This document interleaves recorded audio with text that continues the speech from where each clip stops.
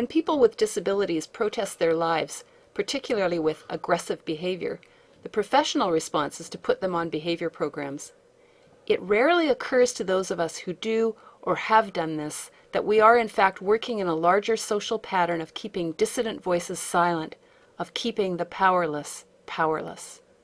So if you've got a child who, or an adult, who frequently either hits himself or hits other people, are you saying that behavior modification is not an appropriate way to address that behavior? It could be. It's not my first response. What is? Find out, well, what kind of a life does this person lead that beating up other people or yourself makes sense? Because if you think, I tend to think that most people do things to make themselves feel better or to feel at least comfortable, and they don't do things to be hurtful. They certainly don't do things to make their lives more unpleasant on purpose. So if you start with that, then you have to ask, well, where did this start making sense to them? And you look at the lives of people who hurt themselves or other people, and typically it starts off as something very minor, and people decide, we're going to draw the line here and we'll control it. And the person says, well, it's almost as if they say, sure, go ahead.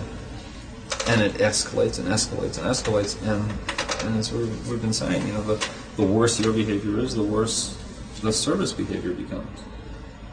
To the point where there are places in North America where people are routinely tied up, routinely subjected to cattle prods, ammonia in their noses, and all of this is under the bland name of reversives, but it's basically, if it need be, will inflict pain on you to control you. What does the word control mean to you? You do it because it's my idea. And I really don't care if you understand why I want you to do it or not. As opposed to cooperation where, do you understand why this is useful? I really want this. What do you think? And we hammer it out. But do you have the luxury of that kind of a dialogue if you've got somebody who is currently dangerous to other people and hurtful to other people? Yep. It's just, what you do in an emergency, if I walked into a room and somebody was about to hurt themselves, I probably would physically restrain them on the spot. But I wouldn't call that a program, I'd call that an emergency intervention. And if you're doing that for years on end, you may question. Yeah, there's people do. You may question, well, why do you think that's an interesting intervention all the time? Can you give an example of a real-life situation you've been involved with where a person was engaging in fairly serious and dangerous behavior, and you or people that you were familiar with were able to intervene and help that person to change that behavior without having to use a quote-unquote behavior modification approach? Yeah. Gentleman that I got to meet, he was living in a 78-bed ICF, am I? Banging his face with his fist in a real way. I was told, I didn't count, up to 1,000 times a day. And they tried drugs, they tried tokens, they tried all of these ways to control him. And the next step was to mechanically restrain his arms to his waist on his belt, wrist straps. The short version of that story is basically what we did was spend a day asking, where's this guy been? Who has he seen? What do you think he thought? Put it into words. So what are the characteristics of this man? And people came up with wonderful things like, he was isolated, he was lonely, he was chronically misunderstood. So if that's the case, what do you need? You need people to listen to you, and then who are these people going to be? And it turned out that his family really liked him, but first they were used as a reinforcer for good behavior, and then they restricted visits because it wasn't working. So they thought they were contributing. So we got him re-hooked up with his family. Some friends used to take him horseback riding. He had real foods that he liked. Just, let's make a life here that makes sense. How long did that process take? The planning took a day. For him to respond to it took about a week. So within a week? I'm not saying he went to zero, because I don't know that. They called and said that the dramatic change of just their attitude toward him of asking him, do you want to take your bath now? Just little things like that, that he started responding much more directly. He did not have language, by the way.